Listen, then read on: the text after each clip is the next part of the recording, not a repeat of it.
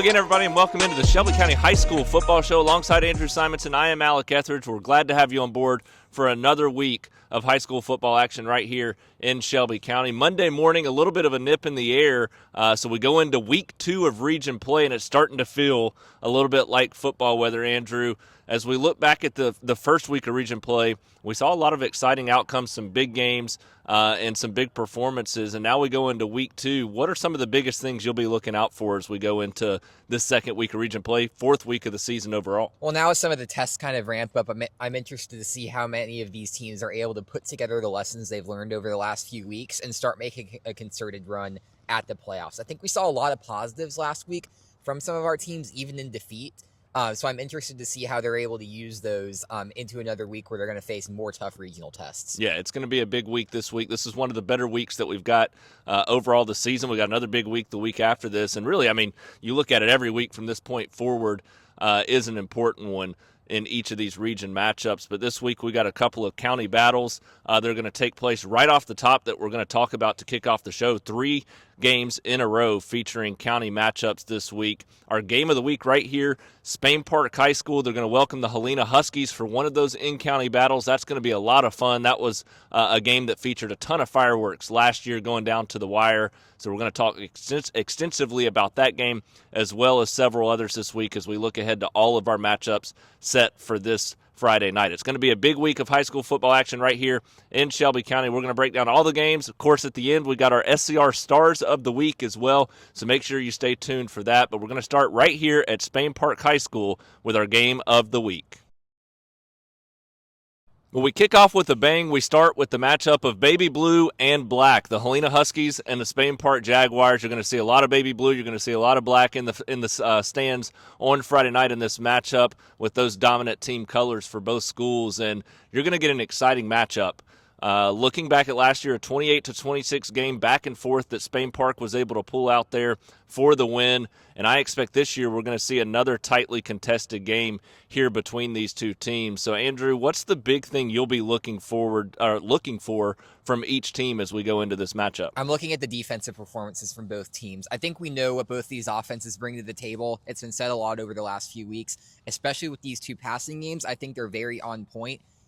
Including with Helena, because obviously Caleb Soriano had to step up last week for Nate Ferguson and did an admirable job doing so. We'll get to his performance in a little bit. But these two defenses that I've really been paying attention to over the past few weeks. Helena, a little bit young, but still a lot of athletes. And I think last week against Chilton County, they were able to get a good, solid defensive effort under their belts.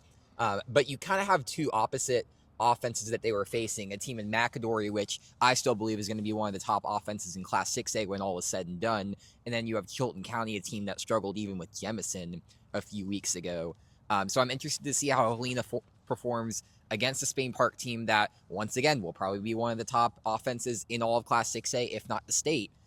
So I will be very interested in that part of the matchup. And then you look at Spain Park's side, I think they performed admirably through the first couple weeks of the season. Obviously, week 1 against Sparkman, not quite what you want from that side. But then you have a solid effort against the Hoover team, which I still believe, even with last week's whatever the heck that was against Hillcrest, is going to be one of the top teams in Class 7A when it is all said and done. Hoover's offense looked very, very good in that game a couple weeks ago. And Spain Park down the stretch was able to get some really big stops, start to come up with some punts, quick ones at that.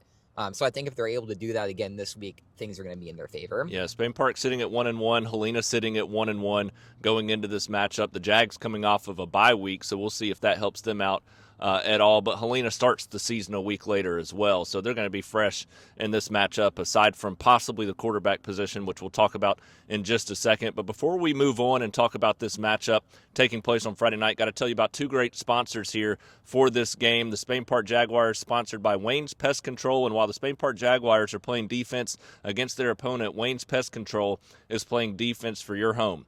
This football season, don't let mosquitoes, fleas, or ticks sideline your family's outdoor fun. Wayne's environmentally safe mosquito treatments will keep your yard clear, and their affordable Mosquito Plus program will also eliminate fleas and ticks. Protect your family and pets today and take the bite out of the great outdoors. For quality service and peace of mind, trust Wayne's Pest Control. Call 866-WAYNES-1 or visit callwaynes.com to learn more. And we also got to tell you about our friends at Oak Mountain Hearing, who are proud sponsors of the Helena Huskies this year. New location open right there in Pelham. Don't let hearing loss bench you this season. At Oak Mountain Hearing, we help you stay in the game so you don't miss a single play this year.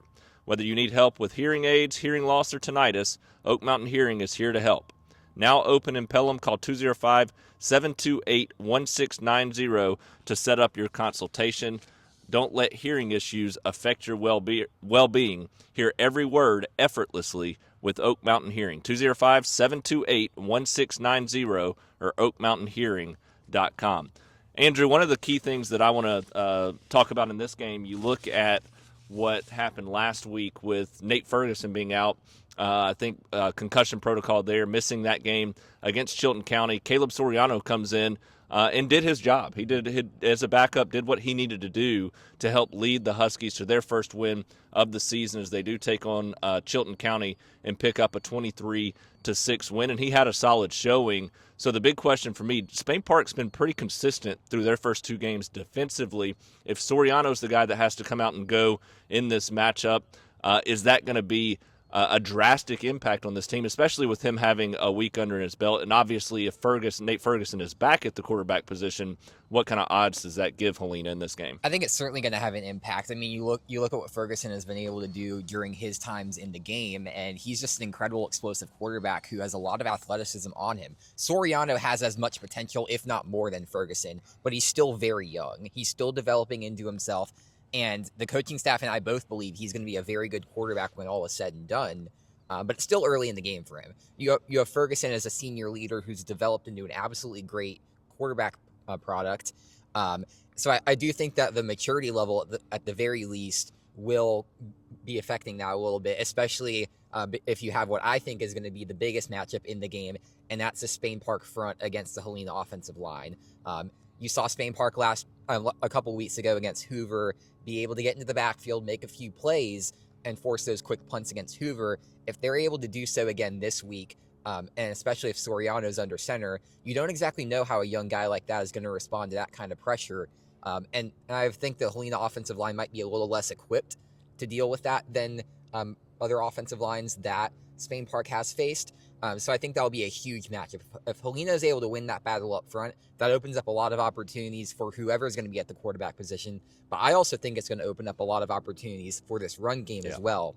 Because you look at the two running backs that Helena has, and they're too good right now. And I think that they haven't even reached their full potential because of what's in front of them and because of the system overall. I think that once they get some more time to gel as a unit, this team is going to be extremely dangerous. But right now, Helena feels like Spain Park feels like the more complete team right now. Yeah, that's the big thing to me is Helena running the football. They haven't quite been where I thought they would be at that point, or to this point in the season at that position, and they've got the talent there, and they haven't been bad. Right. But this is a team that you expect to come out. They're going to have at least one back go over 100 yards and another back right on the verge of that. And we just haven't seen that balanced success there so far this season, which has put a little bit more on the two quarterbacks early in the year. So I think that's going to be a big focus for this team coming into the game on Friday night is, can we pound the rock and run the football heavily against this Spain Park front that you talked about can be a challenging unit to go up against. So, Andrew, final thoughts here on this game and who you think is going to walk away with the win. I think Spain Park right now is the more complete team overall, both on the defensive side and on the offensive side. I think they're going to be able to expose some of the more shortcomings that Helena has presented. Like I said earlier, this is going to be a very good Helena team, but I think right now it's a little too early in the season right now for them. And like I said, I do think they're going to be good down the stretch. I think Spain Park will come out, be able to find a couple of drives, especially on their defensive side, and be able to take advantage of this game along the edges. Yeah, Spain Park's the most consistent side of the ball in this entire matchup for both teams has been Spain Park's defense so far this year, and I think that's going to be the biggest key. They gave up 21 in their opener. They gave up 21 in week 2 to Hoover. Then they get a bye week to rest up and build off of that success early in the season. And you look at Brock Bradley at the quarterback position and the experience he has.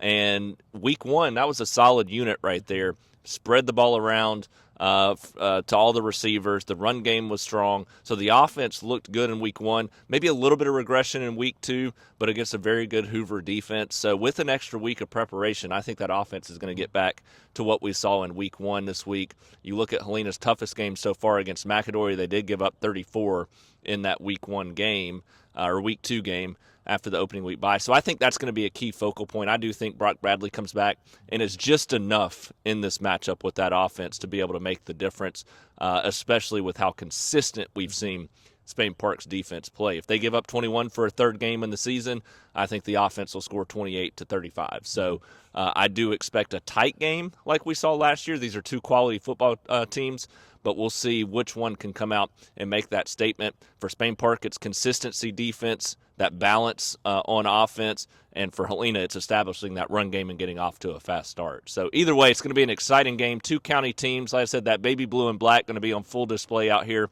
on both sides of the stands. We can't wait. Obviously, Andrew will be out here covering this game, so he'll be on location for the live football show on Friday night as well from right here at Spain Park High School. Going to be a fun battle between Helena and the Spain Park Jaguars. It's another county battle as the Oak Mountain Eagles and Thompson Warriors going to play each other this Friday night in a big region battle over at Herbmont Park. And this is a game in which we were very close to seeing Oak Mountain go into this game with the better record at 3-0. They ultimately fall last week to Prattville, just couldn't get the offense going there in that game. Defense, again, played well enough to probably win that game or at least give them a chance to win the game, but couldn't get the offense going. Thompson, on the other hand, had no problem bouncing back from their first loss of the season to number 5 Grayson nationally the week before, as that offense comes out and pours 69 points out there to take down Tuscaloosa County in a dominant effort. So two teams right now on opposite ends of the spectrum when you look at what happened a week ago. And for Oak Mountain, this is the part of their season where they're going to have to build some confidence in the early going with what's ahead in the second half. So a big matchup for them as they look to get back on the winning track. And for the Thompson Warriors, a big matchup as they look to take firm control here in Class 7A Region 3. But before we talk about the matchup, we got to talk about Wayne's Pest Control, who's proudly sponsoring both the Thompson Warriors and Oak Mountain Eagles on this season's Shelby County Football Show. And while those teams are playing defense against their opponents this year, Wayne's Pest Control is playing defense for your home. This football season, don't let mosquitoes, fleas, or ticks sideline your family's outdoor fun. Wayne's environmentally safe mosquito treatments will keep your yard clear, and their affordable Mosquito Plus program will also eliminate fleas and ticks. Protect your family and pets today and take a bite out of the great outdoors. For quality service and peace of mind, trust Wayne's Pest Control. Call 866-WAYNES-1 or visit callwaynes.com to learn more. So, Andrew, it was Oak Mountain's offense last week that kind of staggered. They lose that game to Prattville, 6 points on the board offensively. They just couldn't get things going a week after they saw an exciting performance against Pelham. And those two star athletes in Colby King and Jaden Aparicio Bailey, two defenders who came over to the receiver position, played so well the week before. That's something they really got to get going with Charlie Vaccarella, the young quarterback, promising quarterback there on the offensive side of the football. But boy, is it going to be challenging against this Thompson defense that may be the best in the state. Yeah, it's really hard to get into games against electric offenses like Prattville when you have a lot of mistakes, and that's what Oak Mountain had last week. There were a lot of mistakes up front, and there were a lot of turnovers and penalties that killed drives as well. But I definitely think that the biggest difference between these two teams is how they handled the run game.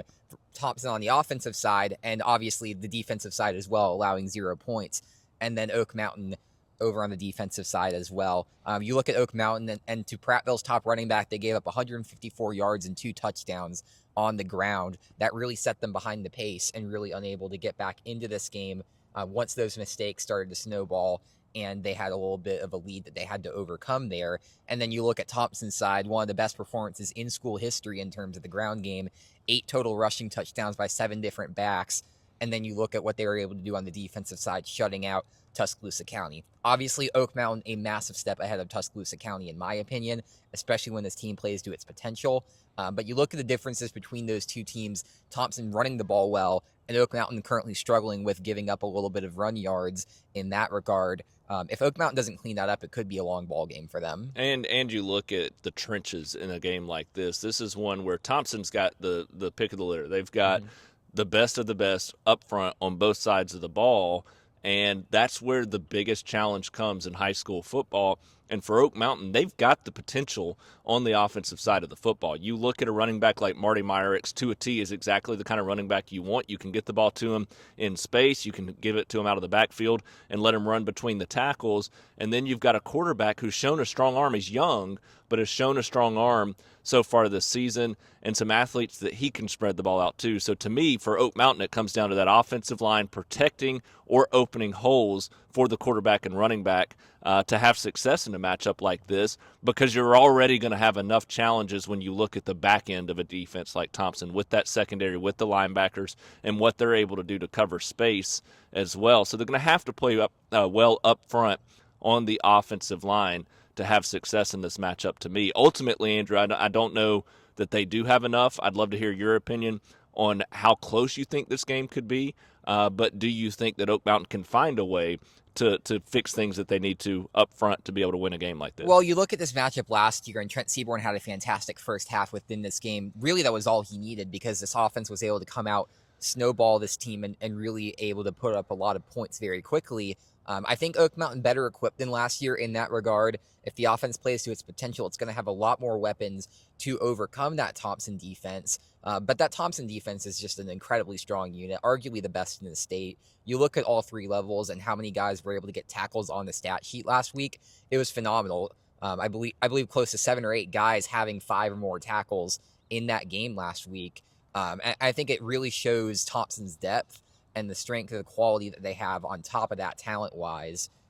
It's just a very overwhelming unit to overcome for just about anybody. So I think that Thompson defense kind of sets the tone for this one and is able to pave the way for that offense to make some gains. I don't think it's going to be as much of a blowout as it was last year, but I still think Thompson is going to find its way as the game goes on to establish a pretty solid lead in this one. Yeah, and Oak Mountain's defense has played well enough for this team to be 3-0, giving up 19.7 points per game, but offensively scoring just 16.9 points per game. And to me, that, or 16.7 points per game, to me, that's the big difference. You're going to have to score points in this one to be able to keep up with a team like Thompson. But this Thompson defense is stout, giving up 10 points per game.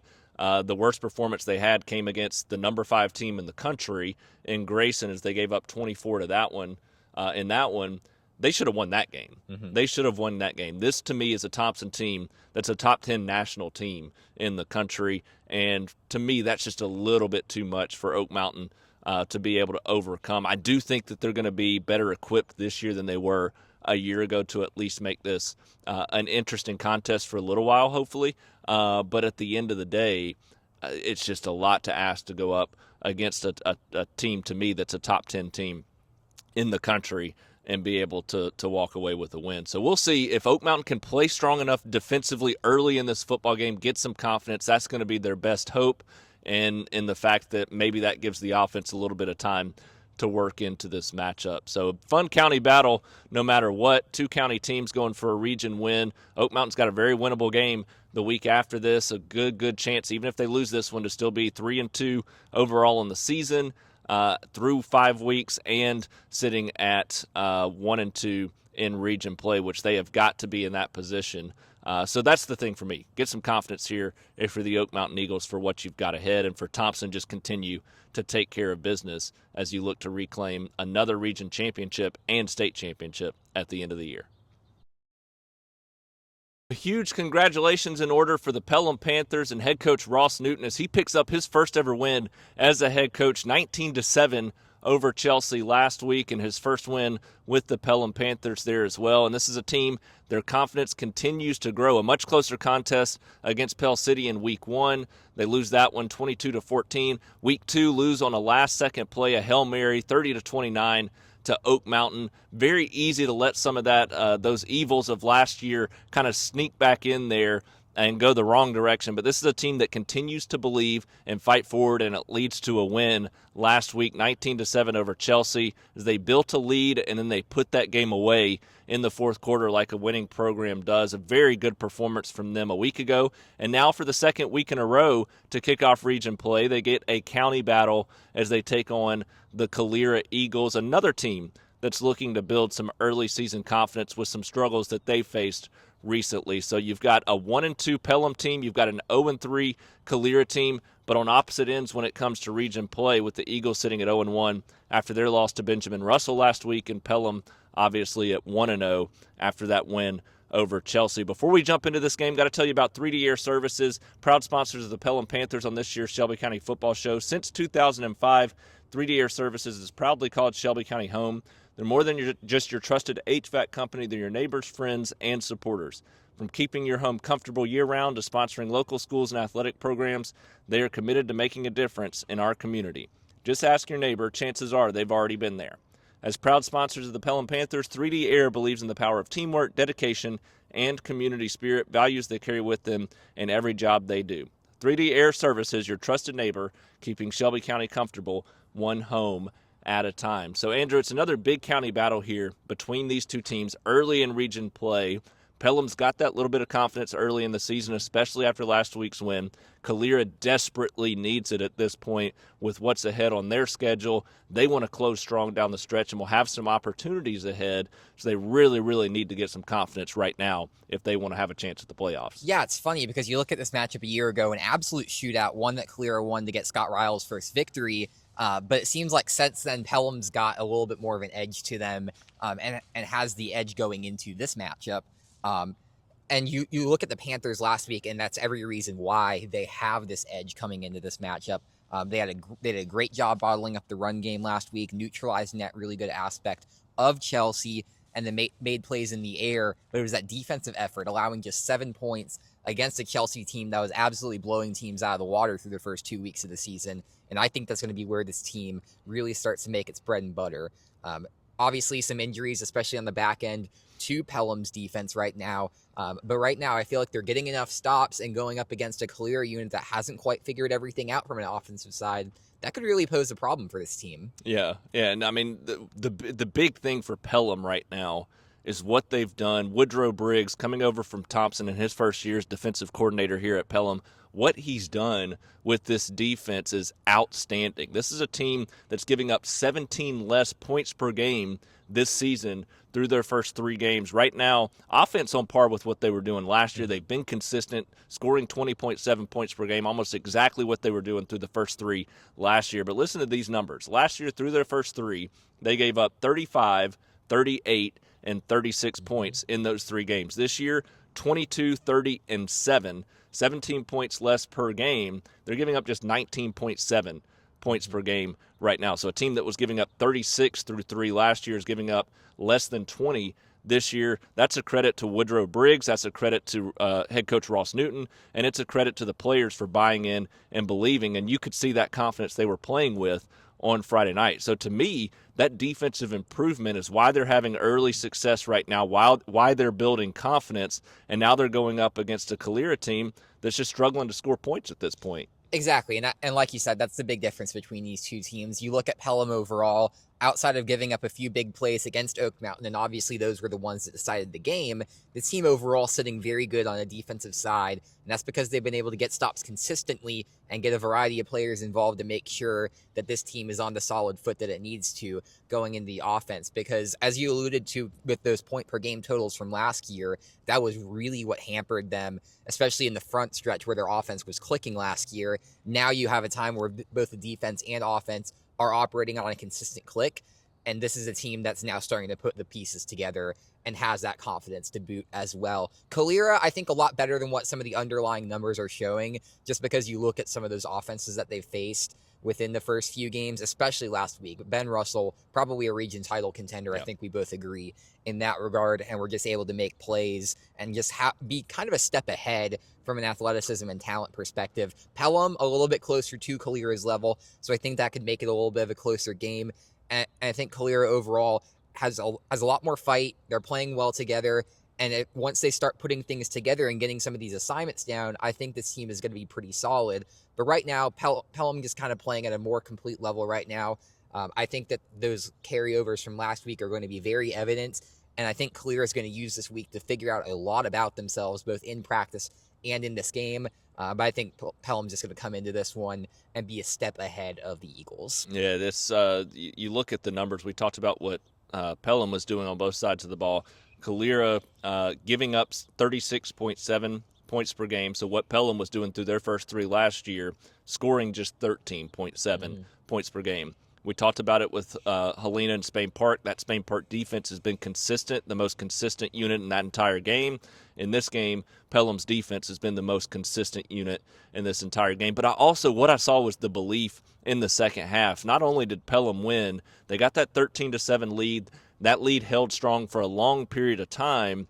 But when they got the football back there, really in the third quarter, long drive, they just couldn't cap it off. A turnover at the 1-yard line, and then they got it back again. Long drive, long drive, long drive. Dylan Smith for a first down, 3 different times on 3rd and short, and that kept that drive alive. They had the belief to march down the field and put that game away. And that's what winning football programs do, and they did that. And they did it. They made it look easy. It looked routine to them, like they had been doing it for years. And this is the first time they've done that in a long, long time, and I think that carries over. This is a team full of belief. You could see the emotion. They've poured a ton of work into it. The way they're playing on both sides of the football right now, not afraid to go after that first down on offense, and then the way the defense is playing to make life difficult. I think Calera is going to get there. I think Scott Riles is the right guy, and they're going to build that confidence as this season goes along and into next year as well. But Pelham has built it very quickly because they've got a lot of experience back. That's the big thing for them. They've got so many key returning players that are just building and building, and I think that's the ultimate difference maker. But I do think Calera can make this a close game. I think it can be a fun game.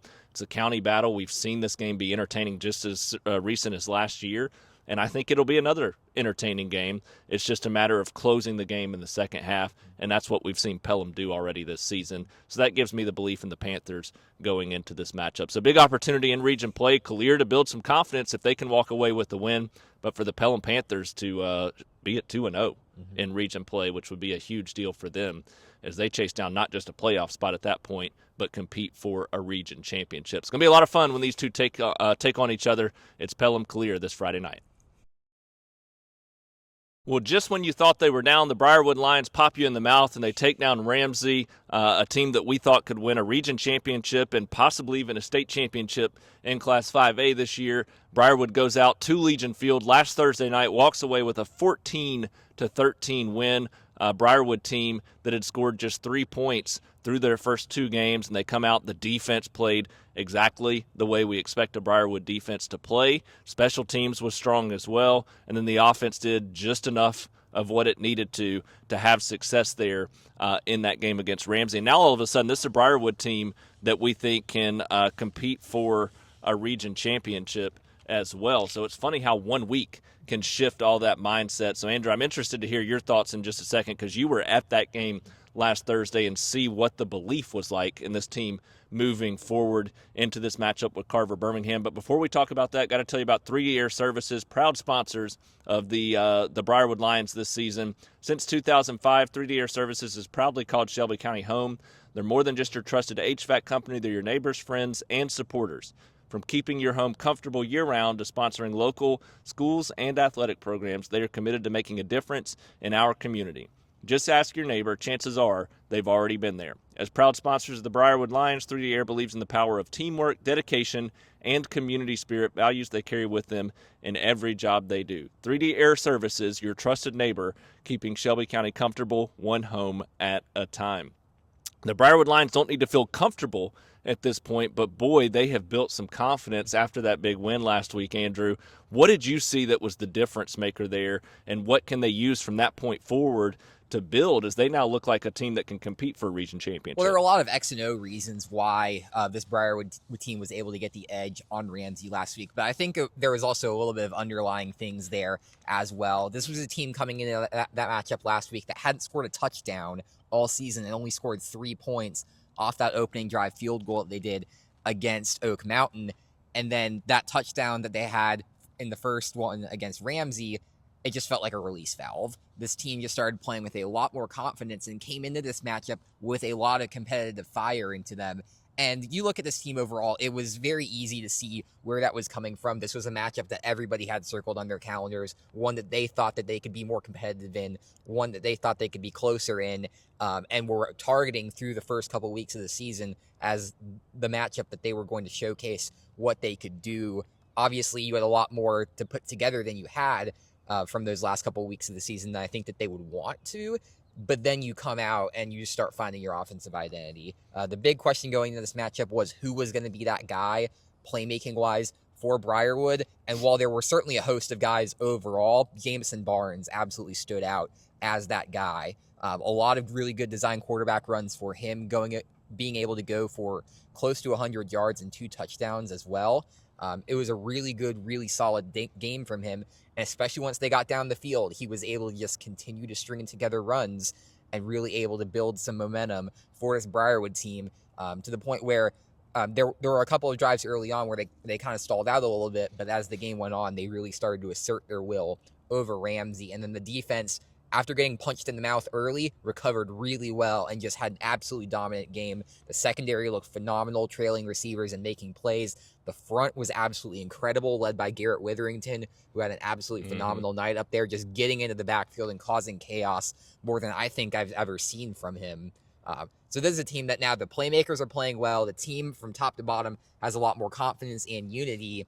And we were talking after the game, and it really does feel like this was the turning point, kind of like that Leeds game last year, becoming a lot earlier, which is absolutely crucial when you look at their playoff chances. Yeah, you look at the next few weeks. They enter a big 2-week stretch with this one against Carver, then they take on Winona. They win those 2 games, then all of a sudden it's likely going to come down to the game against Corner for the region championship. So a long way to go before we get there, but this is a very important 2-week stretch for the Briarwood Lions. You win this one, it's hard to see them not getting in the playoffs for sure, but even to me, not finishing as a top 2 seed and earning a home playoff game. So a big week for them. And you look at this Carver team, they've only got 1 game under their belt. They beat John Carroll 32-16. That was their first game of the season last week, and it's to open region play. And that's a John Carroll team that had been struggling coming into that game, had given up 51 and 49 points the first 2 weeks of the season.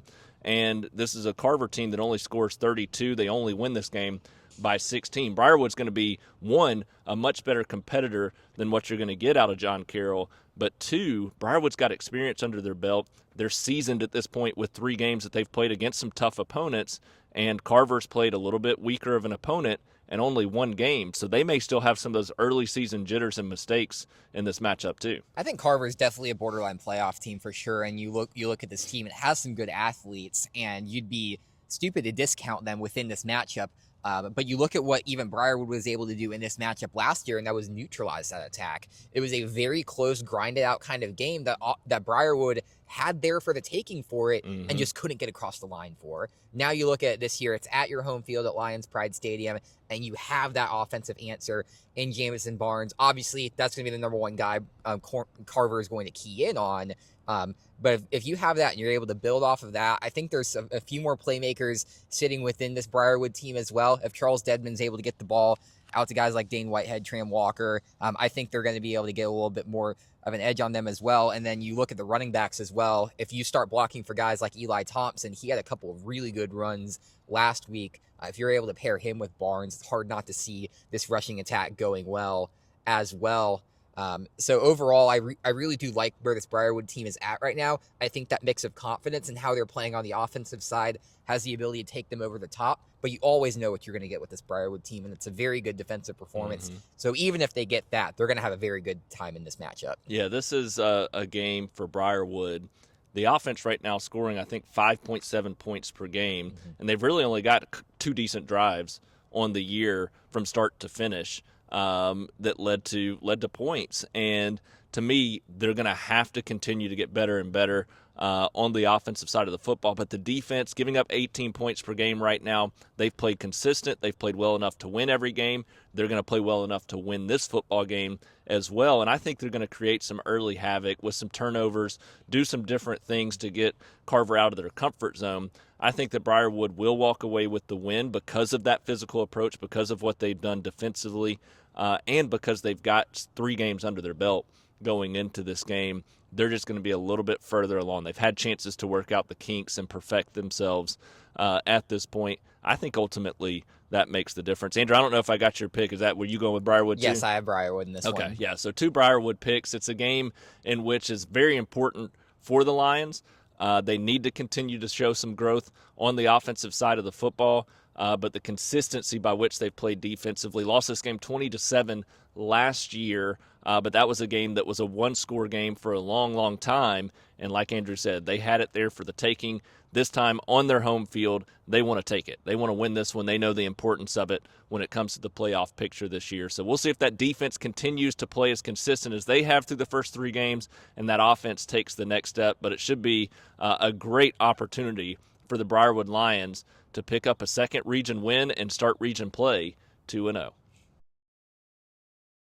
The Shelby County Wildcats got exactly what they needed this past week. They looked much more like their Week 1 selves versus Week 2 as they bounced back from that loss the week before, take down Sipsey Valley 31-8. Both sides of the ball clicking in that game, Andrew. You got to see the success of Shelby County in this matchup.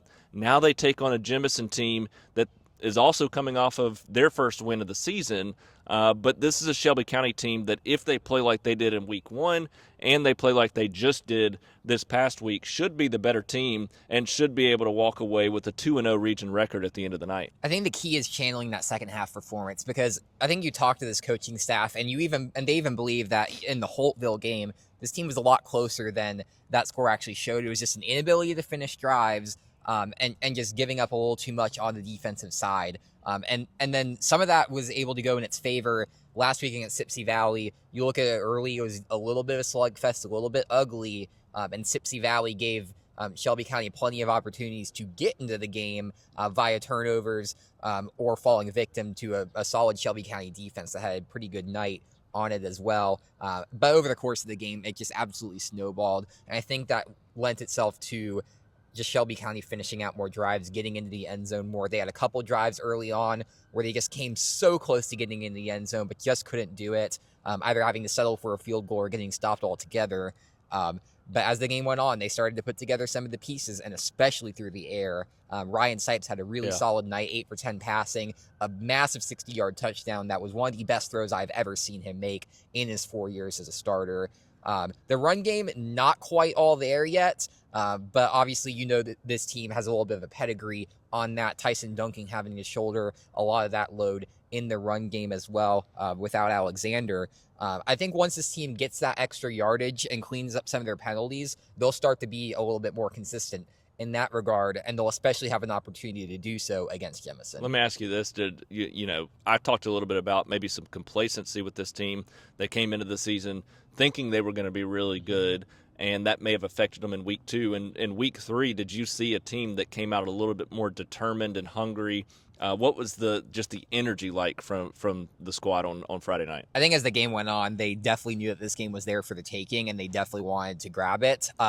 It was a game that felt a little bit like a momentum shift, but a little bit more like a step in the right direction, I think. Okay. It's not as dramatic of a shift, because I think Sipsey Valley definitely played a solid ball game and shot itself in the foot a lot more times than they would like to. But you just had a Shelby County team that just down the stretch took advantage of opportunities, and sometimes that's all you need to win a football game. I don't think it's not as clean as it was last year, but this team is still finding a way to win football games. Yeah. And I think they're going to get there eventually, and I think they know the steps that they have to take to get there in that regard.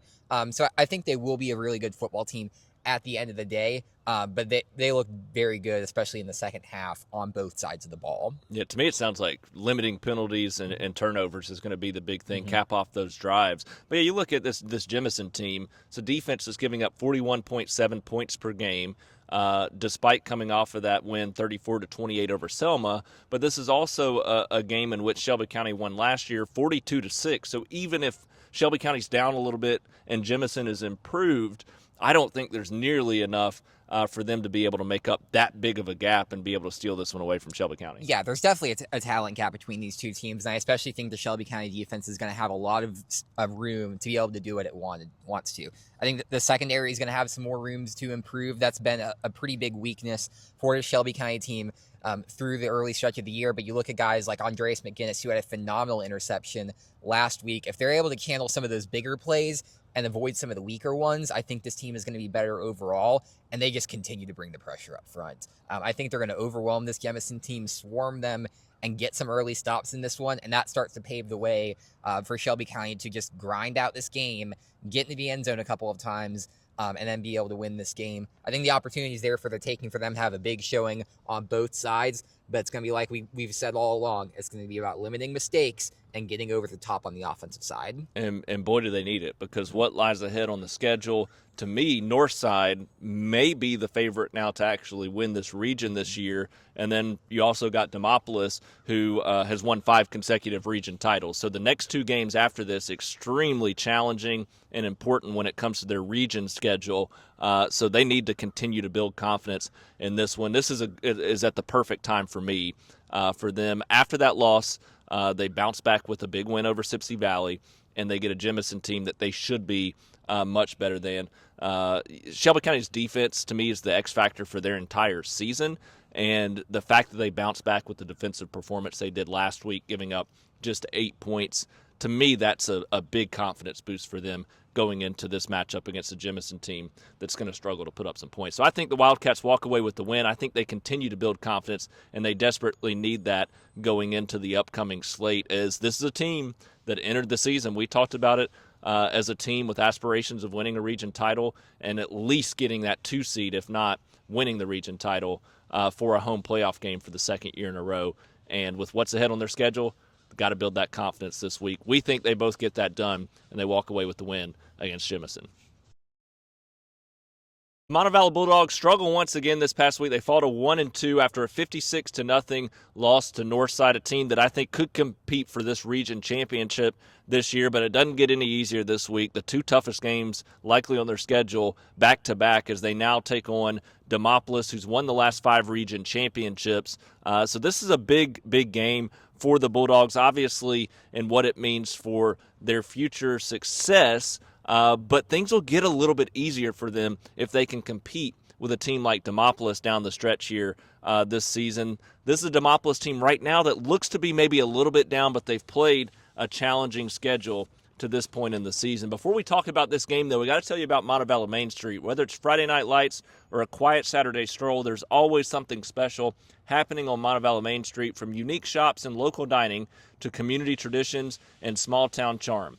It's the kind of place where neighbors gather and Bulldog pride runs deep. Make downtown part of your routine before the game, after the game, and all year round. Obviously, this past weekend we had a successful Tinglewood Festival. Great weather for that on Saturday out at Orr Park. We've also got fall coming up on Montevallo Main Street with 2 can't-miss events just around the corner. Art Stalk returns on October 25th.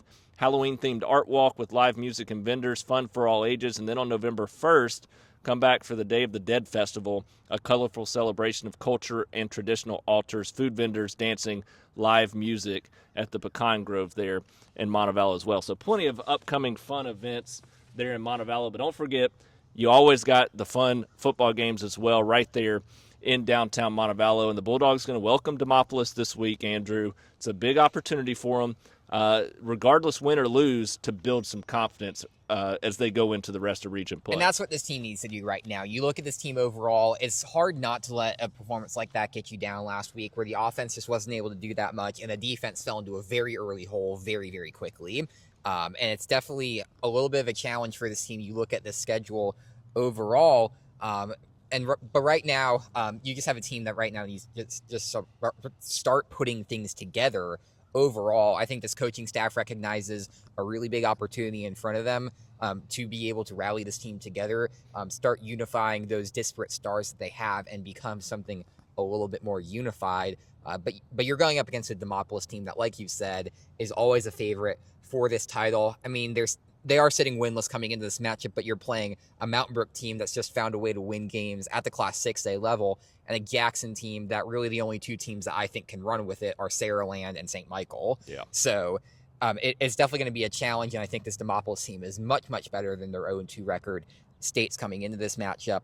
But you look at this team from Montevallo, they have to get points on the board, and they have to play a consistent defensive effort to do that. I don't think it's going to be enough against Demopolis, but I think if they start to do that a little bit in some spots here, you can start to point to those moments and say, look at what we did there. Can we start doing that against the back half of the region? That's the big key to me. I don't think they can win this game. This is a Demopolis team that's just a storied program. They're going to compete for region championship every year, and right now they're just ahead of where the Montevallo program is. They're battle tested early in the year with those two tough losses: Mountain Brook 44-7, Jackson 41-0. Two state championship contending type teams there in those classifications. So they've played some difficult challenges. Now they step into this game.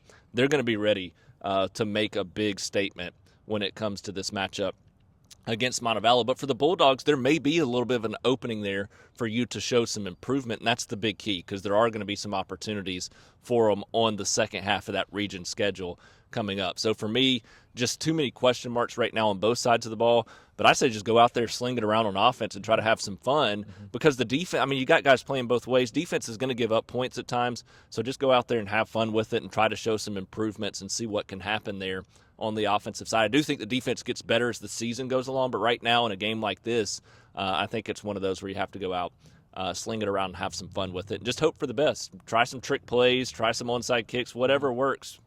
Throw some things out there against a team like this. You got nothing to lose, and have some fun with it. So we'll see what the Montevallo Bulldogs can do in this matchup against Demopolis, and if they can put together a tough challenge. Improvement is the key to the game for them, though. Show some improvement this week. You're going to have some opportunities down the stretch. Fresh off a bye week, the Vincent Yellow Jackets going to open region play this week with a road trip to take on Lamar County, a Lamar County team that's sitting at 2-1 right now on the season, coming off a 39-14 win over Greene County. So like I said, this team now sitting at 2-1, but it's a team that's not been strong offensively from a consistent standpoint through the first three games of the season. They scored 12 and 8 their first 2 weeks. They obviously throw a 39-point performance together last week to open region play, so that's the outlier through those first 3 games. But the offense struggled early in the season in those first couple of games. They did pick up a win in that first one despite scoring just 12 points. But this is a team going up against Vincent. To me, the highlight for them right now is some of that consistency we've seen through the first couple of weeks defensively for the Yellow Jackets. So with their success on defense and a little bit of struggle so far this season from Lamar County on the offensive side of the ball, what's the expectation here for the Vincent Yellow Jackets as they look to open region play with a win? I think they've got a great opportunity to grind out a game like this one. You look at overall on the defensive side, they have a good opportunity against the Lamar County team that hasn't really done much on the offensive side. And you look at this matchup last year, it was a 37-0 win for Vincent. I think Vincent has a little bit less firepower than they did last year on both sides of the ball. But I think the defense has shown that it can be strong enough overall to keep games fairly close. They neutralized a Winterboro team and just shot itself in the foot a few times in that matchup. And then had a really good outing against BB Comer, where I think it started to put some more of those pieces together against an opponent that was closer to its level. And now you have a Lamar County team that I think you outmatch in a lot of these regards. But you just got to go in and win the game. Yeah. Nothing is given. Everything is earned. And I think they're going to do that particularly on the ground. You look at a guy like Jaden Roberts and what he's been able to do throughout the season, made this team a lot more run dominant than I think that they have been in the past. Obviously, some great running backs to come through, Raquelis Robertson a few years ago as well. But Jaden's really grown into this role, been able to play well and get some big yardage through both of the games this season. I think he's going to have another phenomenal night as well, and that's going to give the space for this pass game to start working on its chemistry, start working on those plays, and become more of that complete identity that I think this team can become down the stretch. So I do like the Jackets to win this one. Yeah, and I do think that Lamar County's defense can make this game a little bit closer than the 37-0 game we saw last year. They've given up 7 and 14 in those first two games before the 2 of the first 3 games, but they gave up 41 to Red Bay. So the inconsistency there, really on both sides of the ball. There's just a lot of question marks around this Lamar County team right now. I think Vincent capitalizes on that. I really think the defense comes out and plays well. But what they got before the bye week from Jaden Roberts may be the X factor. The success that he had on the ground in that week 2 win, then to go in a bye week, continue to improve, heal up, and be rested for a game like this. That combined with the defense, I think Vincent will be too much. I can't see Lamar County making up 37 points from one year to the next, especially with what we saw from Vincent going into the bye week. So the Yellow Jackets, good opportunity to walk away as winners, but like Andrew said, it's earned, not given. Got to go out there and earn the win on the field, but a good opportunity for the Yellow Jackets to start region play with a big win. That takes us into the AISA and the ACSC. We got 3 matchups taking place again this week as the Cornerstone Chargers going to take on Springwood in a big game there, an 8-man play in the AISA, and Coosa Valley taking on Trinity also at the 8-man level there in the AISA. And in the ACSC at the 8-man level, the Evangel Lightning traveling to take on Freedom, their first in-state game of the season, coming off of a loss last week to River Oak. So a big opportunity for Evangel, arguably their toughest in-state conference opponent that they'll face this year as they travel to Huntsville to take on Freedom. So, Andrew, let's start with Cornerstone Springwood and work our way through these 3 matchups. Yeah, you have Cornerstone last week. They were a little bit shaky at times against Trinity, allowed Trinity to get some points on the board in a matchup that they had a good shot to win their program's first game in. But that run game, absolutely phenomenal for Cornerstone. That run game was strong last year for this team, and you look at this team this year, go for 500 yards on the ground last week. 300 yards alone from Jackson Moore. It was such a good outing from them. And yeah, they ran the ball pretty much every snap. But when you go for that many yards on the ground and get into the end zone that many times, exactly. If it's working, why not do it? And that's what this Cornerstone team has relied on its identity so far. The defense hasn't been all there at times, especially when you compare to some of those outings that they had last year. But they're just head and shoulders above this division right now. And I think that they've been able to use that to establish themselves within these matchups. And then you go into a matchup with an 0-3 Springwood team. This is not the Springwood teams of old. It's been a very porous defense so far for the Wildcats side. I think that Cornerstone is definitely going to have the advantage in that regard, so I do like them within this matchup. Well, and quick note there, this is the Cornerstone offense that scored 44 or more in every game. Offense is playing extremely well. Springwood just gave up 62 points. Doesn't bode well. Yeah, I like the Chargers too in that one. Yeah, and then you look at Coosa Valley. They're taking on that same Trinity team from last week. And Coosa Valley, obviously 2-0, one of those being a forfeit win, though. So they've had 2 weeks to kind of sit on that opening win over Springwood. That was kind of a grinded-out game against a team in Springwood that doesn't really have as good of a defense. That doesn't mean that Coosa Valley isn't a good team. I think they are at the end of the day. I think you look at especially what they're able to do in the pass game. Jake MacArthur, an absolute weapon at receiver. The quarterback position seems very shored up for them as well. And I think just overall a little bit more of a complete team than we've seen in years past. Obviously, a lot of that comes with experience. And I think this team starts to have some of that under its belt, starts to have some confidence under its belt, and it's going to be very well equipped in this matchup. But they got a Trinity offense that did a lot against Cornerstone last week. So I almost tipped the matchup in Trinity's favor, but I think it's going to be very close because I think Coosa Valley has the firepower to match a lot of these teams within this region. Well, and that's why I wonder which Trinity team we're going to get in this matchup, too, because the one that showed up against Cornerstone, I think, wins this game, but the one that showed up against Springwood, I think, loses this game because Coosa Valley's season-opening win comes over Springwood 30-28. Well, Springwood beat Trinity 42-27. So if you believe in like-minded opponents and how you fare against each other, then you feel pretty comfortable about Coosa Valley. I'm going to go with the Rebels. I'm falling into the train right now. I'm getting on board with the success, even though they hadn't played since week 1 and they've got a forfeit win there. Why not give them a 3-0 start? Exactly. Would love to see that for Coosa Valley, matching their win total from last year already out of the gate. That'd be a huge win for Reese Donahue and this program. And then you shift over to what will be the 8-man matchup of this week, Evangel at Freedom. Freedom, another phenomenal team. We always know that this team is going to be one of the toughest tests for Evangel. That's why they schedule them.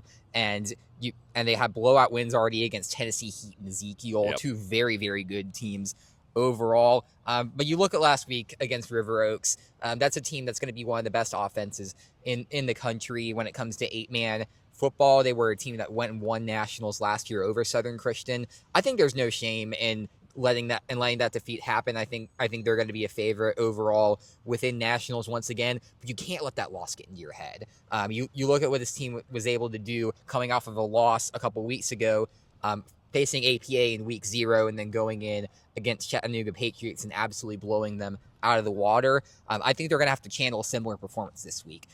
Just get in there, focus on yourselves, do what you're able to do on both the offensive and defensive side, because you have the playmakers in Evangel, really good guys like Isaac Griffith on the ground, Eli Black in the air.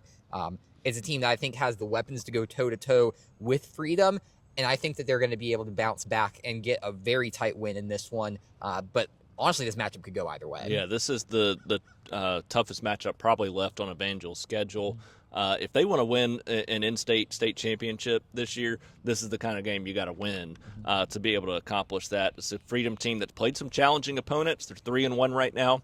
Evangel's lost a couple of games to this point in the season. So how has Evangel faced adversity that they're not used to facing is the key in this one. And knowing head coach Tim Smith, he's going to get this bunch ready to face that adversity. I think that's the big difference maker in this one, is that with the adversity they faced early in the season, they're going to come out with their pants on fire, ready to win a football game. So I think Evangel, again, tight, like you said, but I think Evangel walks away with the win in that one. So it could be a 3-0 week for our AISA, ACSC teams, which is would be a big step for those three programs in what we've seen in recent years to where they are right now. So great opportunity there for Coosa Valley, Cornerstone, and Evangel. That does it for our AISA and ACSC breakdown.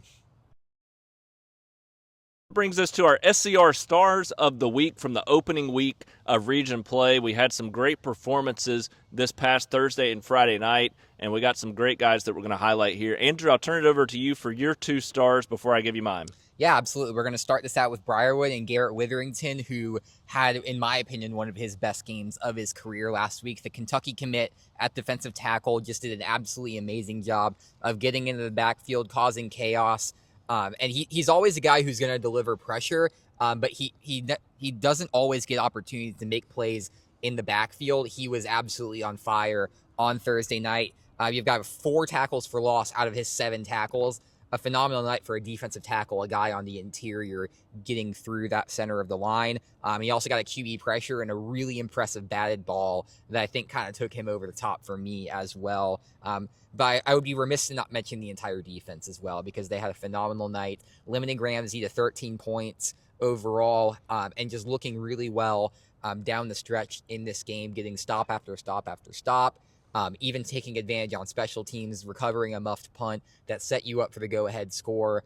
It was an absolutely phenomenal night for the Lions, so big shout-out to that entire defense, Garrett Witherington in particular. And I'm going to turn to the Helena Huskies as well, because they needed somebody to step up after Nate Ferguson went down, and Caleb Soriano was exactly that. Obviously a great day from the receiving corps, able to get 2 touchdowns out to Davis Kelly, who's quickly becoming their top guy, and then another one out to Chris Brown as well, a really solid weapon for them as well. But you look at Soriano overall, 9 for 14 passing for 170 yards and 3 touchdowns for a super young guy who had to rely on the backfield a lot to be able to get him through and this offense through a game against Chilton County. Obviously, it's against Chilton County, but for him to do all of this within his first start, I think the sky's the limit for this kid, and it's definitely going to be a big confidence booster for him going into the rest of his career. So whether he plays or not this week, I think he's going to have a really solid future ahead of him. And to, he did what he needed to do. 3 touchdowns, impressive enough.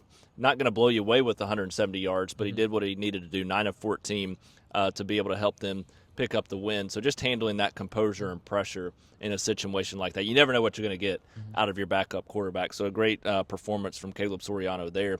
I'm going to go to the Pelham Panthers, a game I got to see, for my 2 stars. And what they did particularly in the second half, and that's Dylan Smith and Tristan Rutledge, that quarterback running back duo there for the Pelham Panthers are going to get my 2 stars. I'll start with Dylan Smith, 186 all-purpose yards, 148 passing with 2 touchdowns, and 38 yards on 8 carries on the ground. And it's really what he did on their last drive. The final, they had a couple of final drives there, but the big final drive that was actually their second to last drive, where several third downs, third and short, they put the ball in his hands, and he got big first down plays, something that they struggled with at times last year, and he wasn't afraid to lower his shoulder and weather the hits there to help the Pelham Panthers lock up that win. Tristan Rutledge, though, did the same exact thing.